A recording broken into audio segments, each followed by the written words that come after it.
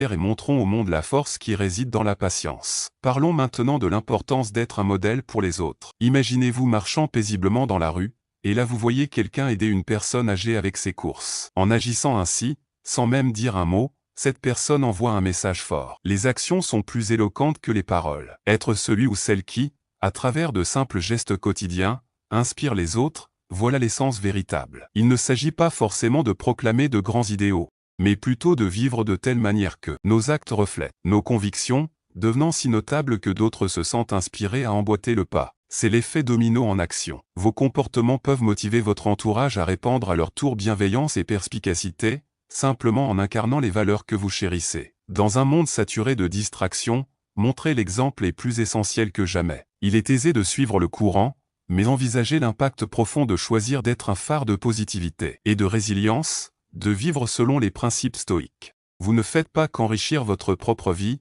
vous éclairez également le chemin pour les autres. Chaque décision de garder son sang-froid face aux adversités, chaque acte de bienveillance, enrichit non seulement votre existence, mais aussi celle de la communauté qui vous entoure. Prenons un moment pour parler de comment s'éloigner des ondes négatives. Le monde peut parfois sembler bruyant, rempli de pessimisme. Et il y a effectivement des gens qui semblent vouloir nous tirer vers le bas. Ces voix, qu'elles soient fortes ou presque imperceptibles, essaient parfois de nous faire croire qu'on n'est pas capable, qu'on ne peut pas réussir. Mais voici un petit conseil inspiré des stoïciens, aussi valable aujourd'hui qu'hier. Apprenez à les ignorer. Imaginez que vous avez un bouclier invisible qui repousse toute cette négativité. Parce qu'au bout du compte, ce qui importe, c'est ce que vous faites de votre vie, vos actions et vos choix. C'est un peu comme avancer sur votre propre chemin, avec vos écouteurs, complètement plongés dans votre chanson favorite, sans prêter attention au désordre autour de vous. C'est un peu comme Marc Aurèle, qui, face à une époque compliquée,